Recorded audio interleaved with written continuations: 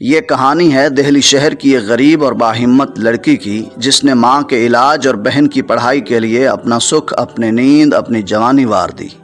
وہ دن کو کالج جاتی اور رات کو کپڑے ہی نہیں بلکہ خواب سیتی تھی۔ دہلی کے پرانے محلے کی ایک تنگ سی گلی میں ایک بوسیدہ سا کمرہ تھا۔ چھت پر پلاسٹر ٹوٹا ہوا تھا، دیواروں کا رنگ خراب ہو چکا تھا اور بارش کے دنوں میں چھت ٹپکنے لگتی تھی۔ اس کمرے میں رہتی تھی زبیدہ، ایک بوڑھی بیوہ جو اپنے شوہر کے انتقال کے بعد اپنی 2 بیٹیوں کے ساتھ جیسے تیسے زندگی گزار رہی تھی۔ بڑی بیٹی فاطمہ 20 سال کی تھی، جو کالج بھی جاتی تھی اور سلائی کا کام بھی کرتی تھی۔ چھوٹی بیٹی آیان 12 سال کی تھی اور سرکاری اسکول میں 5ویں کلاس میں پڑھتی تھی۔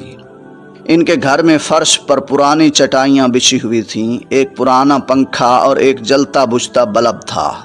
صبح کے وقت ان کے گھر سے اکثر ماچس کی آواز آتی، چائے کا ابال اور تینوں کے ہلکے ہلکے باتیں کرنے کی آواز۔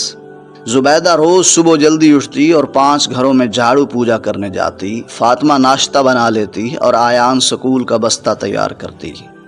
زبیدہ کی عمر زیادہ ہو چکی تھی، کمر اکثر درد کرتی تھی، ہاتھوں میں چھالے نکل آتے تھے اور ٹانگیں اکثر سوجی رہتی تھیں، لیکن وہ سب کچھ چپ چاپ سہتی تھی۔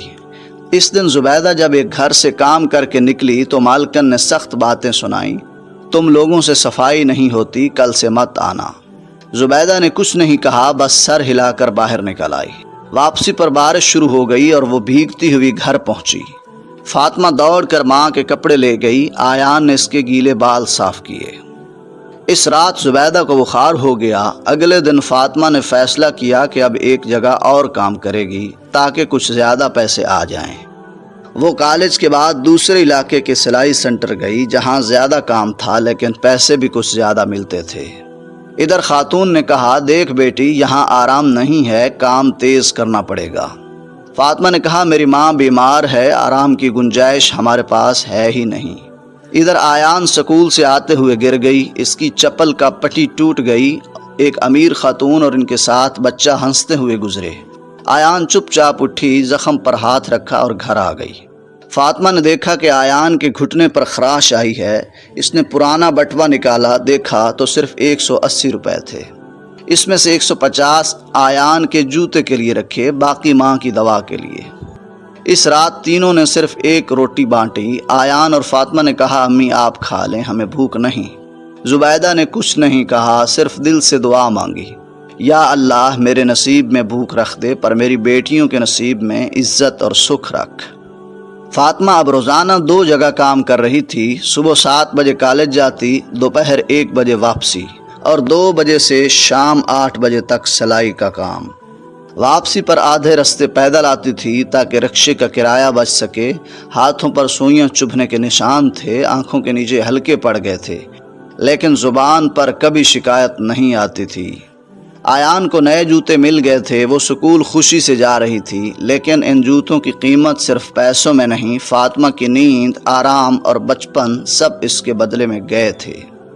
ایک دن سکول سے آ کر آیان نے کہا، آپا ٹیچر نے کہا ہے کہ کل تک نیا رجسٹر اور پین چاہیے، ورنہ کلاس میں نہیں بیٹھنے دیں گے۔ فاطمہ نے اس بات میں سر ہلایا، لیکن اس کے دل میں جیسے کچھ ٹوٹ گیا۔ اس کے پاس کل ملا کر صرف 60 روپے تھے۔ اگلے دن جب وہ کام سے نکلی تو راستے میں ایک اسٹیشنری کی دکان سے رجسٹر خریدا اور سستا سا پین۔ خود کے لیے جس شام کو چائے پینے کا معمول تھا، وہ بھی کئی دن سے بند ہو چکی تھی۔ دوسری طرف زبیدہ کی طبیعت دن بدن بگڑ رہی تھی۔ ڈاکٹر نے کہا، خون کی کمی ہے، دوا کے ساتھ ساتھ پھل کھلاؤ، دودھ پلاؤ۔ فاطمہ نے ایک پرانا دوپٹہ بیچا اور اس پیسے سے ماں کے لیے سیب لیا۔ زبیدہ نے سیب دیکھا تو کہا، یہ کیوں لائی؟ ہمارے جیسے لوگ سیب نہیں کھاتے، تو کھا لے بیٹی۔ فاطمہ کی آنکھوں میں آنسو آ گئے۔ اس نے بس اتنا کہا، امی آپ کے لیے ہی تو جی رہی ہوں۔ رات کو آیان نے سوال کیا، آپا کیا کبھی ایسا دن آئے گا جب ہم تینوں ایک ساتھ بازار سے چیزیں خریدیں گے بغیر قیمت دیکھے؟ فاطمہ نے بہن کا ماتھا چوما اور کہا، انشاءاللہ وہ دن ضرور آئے گا، بس ہمیں سچائی اور محنت کا دامن نہیں چھوڑنا۔ اگلے دن محلے کی ایک امیر عورت سلائی کے کپڑے دینے آئی۔ اس نے فاطمہ کی آنکھوں میں تھکن دیکھی اور کہا، تم پڑھتی بھی ہو؟ فاطمہ نے ہلکے سے جواب دیا، جی تھوڑا بہت۔ عورت نے کہا تم جیسے بچوں کو دیکھ کر لگتا ہے کہ اللہ سب کے نصیب ایک جیسے نہیں بناتا۔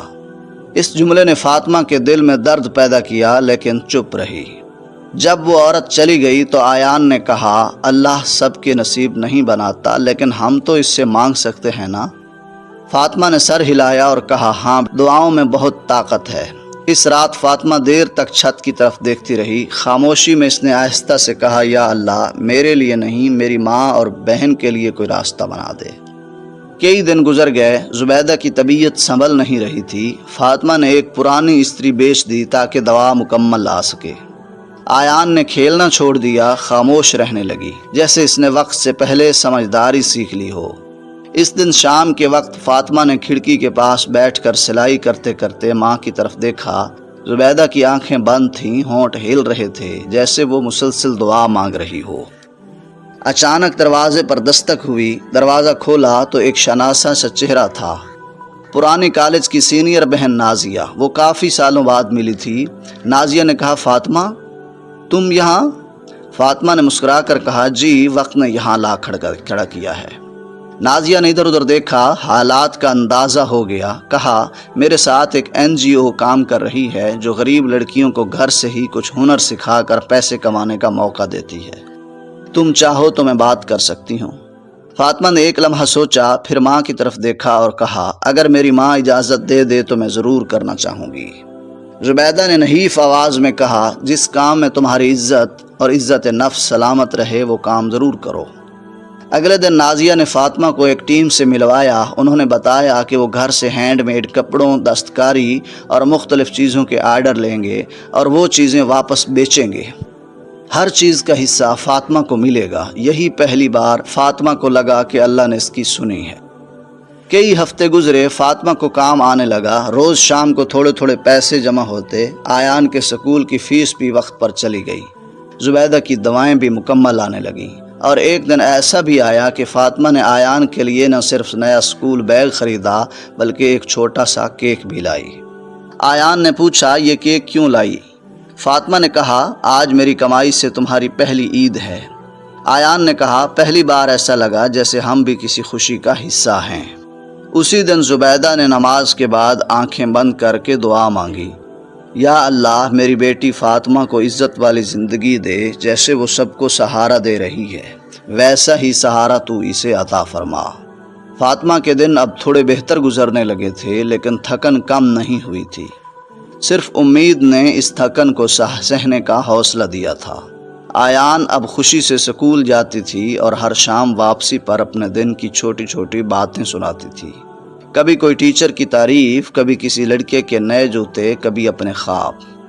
فاطمہ خاموشی سے سن کر مسکرا دیتی اور دل ہی دل میں سوچتی کہ کاش آیان کو کبھی یہ نہ پتہ چلے کہ اس کی ہر چھوٹی خوشی کے پیچھے کتنے آنسو چھپے ہوتے ہیں۔ زبیدہ کی صحت سنبھل رہی تھی لیکن عمر اپنا اثر دکھا رہی تھی۔ وہ اکثر کہتی فاطمہ تیرے جیسی بیٹی ہر ماں کو ملے۔ ایک دن شام کے وقت فاطمہ کے دروازے پر وہی امیر عورت دوبارہ آئی جس نے پہلے بھی کپڑے دیے تھے۔ اس بار اس کے لہجے میں نرمی تھی۔ اس نے کہا بی بی تم نے اتنی خوبصورتی سے کام کیا ہے، میرے شوہر بھی بہت متاثر ہوئے ہیں۔ تم چاہو تو ہمارے بوتیک کے لیے باقاعدہ کام کر سکتی ہو۔ فاطمہ نے کہا اگر گھر سے کر سکوں تو ضرور، کیونکہ میری ماں اور بہن کو چھوڑ کر کہیں اور جانا ممکن نہیں۔ عورت نے کہا بالکل، تمہیں کہیں جانے کی ضرورت نہیں، ہم ہی سب کچھ پہنچائیں گے۔ یہ وہ لمحہ تھا جب فاطمہ نے اللہ کا شکر ادا کیا اور کہا میرے رب تیرا نظام بے مثال ہے، میں بس صبر کرتی گئی، تو نے ہر قدم پر سہارا دیا۔ اگلے دن آیان کو سکول کی طرف سے ایک مضمون لکھنے کا کہا گیا، میری ہیرو۔ آیان نے بغیر سوچے فوراً لکھا میری ہیرو میری آپا ہے جو تھکتی نہیں، روتی نہیں اور ہر وقت ہمارے لیے مسکراتی ہے۔ وہ میری ماں جیسی بھی ہے اور بہن جیسی بھی اور فرشتہ جیسی بھی۔ جب فاطمہ نے یہ مضمون پڑھا تو اس کی آنکھیں نم ہو گئیں۔ اس نے آیان کو سینے سے لگایا اور کہا بہن دعا کرو کہ میں ہمیشہ تم دونوں کا سہارا رہوں۔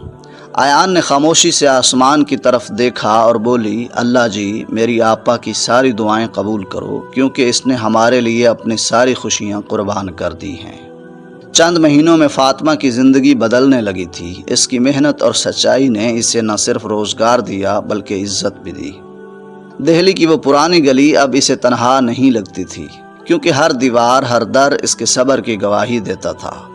آیان اب کلاس کی ہونہار طالبہ بن چکی تھی۔ استاد بھی اس کی مثال دیتے۔ وہ جب بھی انعام جیت کر گھر آتی، سب سے پہلے اپنی ماں کے پاس بیٹھتی، ان کا ماتھا چومتی اور کہتی، امی یہ سب آپ کی دعاؤں کا نتیجہ ہے۔ فاطمہ نے اب محلے کی 2 اور بیوہ عورتوں کو بھی سلائی سکھانی شروع کر دی۔